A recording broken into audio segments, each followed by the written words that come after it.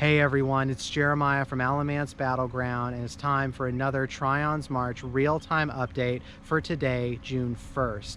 The parole for today is Jamaica, and the countersign is Kingston. And I'm joining you from an area known as the Jersey settlement of Rowan County, what is now the modern-day Linwood in Davidson County. And it's known as the Jersey settlement because beginning in the 1740s, many families from Hopewell, New Jersey moved down to this area and settle here. It just goes to show that North Carolina has a long and storied tradition of people leaving New Jersey to come and live here. But anyway, in the 18th century, this area is actually a hotbed of Regulator sentiment, and there's one man who lives in this area who also becomes a Regulator leader, a man named Benjamin Merrill. And so this is a very high value camp area for Governor Tryon. It's important that the militia moves over through this area because Governor Tryon has two goals.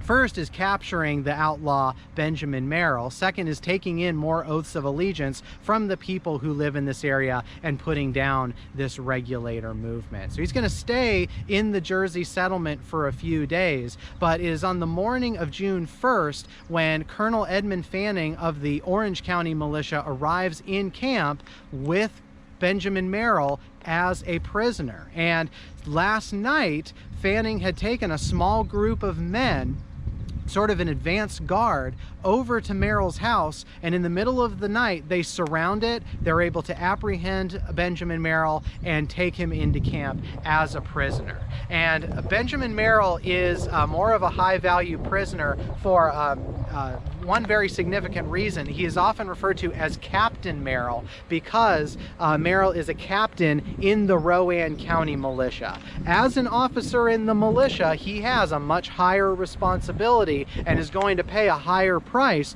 for not heeding Governor Tryon's call when the governor called out the militia before this campaign even began. And he's going to bear such a high price because instead of siding with the militia or even just sitting out the conflict, he sides with the Regulators, and it's believed that Merrill is in charge of marshaling several hundred Regulators both at the Yadkin River in blocking Hugh Waddell from getting out of Salisbury, and then also in moving a large number of Regulators west to fight in the Battle of Alamance. So all of those things are going to be held against Merrill as he remains a prisoner with Governor Tryon's militia for the remainder of the campaign.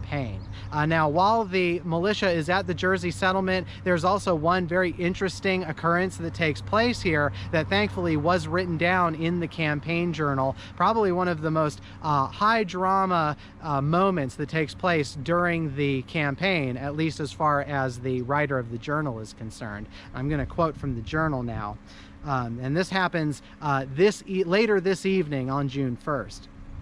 This night, a false alarm was given by an uncommon incident. The horses of the army, upwards of 100, were at pasture with bells around their necks in a field near to the line of encampment.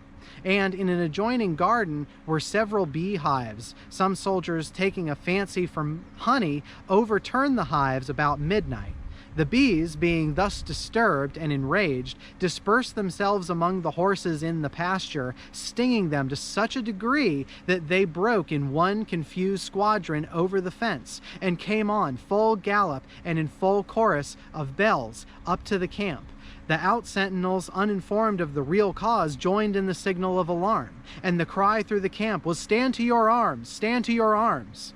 This consternation, which cast more horror on the waking imagination than anything that happened during the whole service, was of short duration, the cause being discovered by a soldier running into camp who was concerned in the above robbery. So a few minutes of terror in Tryon's camp as these horses, stung by bees from overturned beehives, run through the camp, create an alarm. Remember, the militia has been so nervous up to this time of night attacks by the Regulators that the sentinels cry out for everyone to stand on their arms, thinking that here is the Regulator attack right here in the heart of the Jersey settlement. Well, it turns out that it's just a few militia members who have been after a little bit of honey that is around in a nearby farm.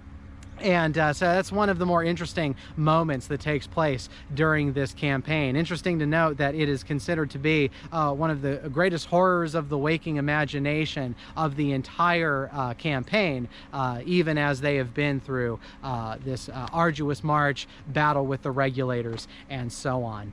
So the militia is going to stay here for a few more days at the Jersey settlement, and they're going to connect with Waddell's force. Then they are going to continue marching, but they're going to head north, and they're going to go towards the Moravian settlement in Bethabara, what is now modern-day Winston-Salem. And I'm going to return from Bethabara to discuss that encampment with the combined forces of Waddell and Tryon as we move into June of 1771.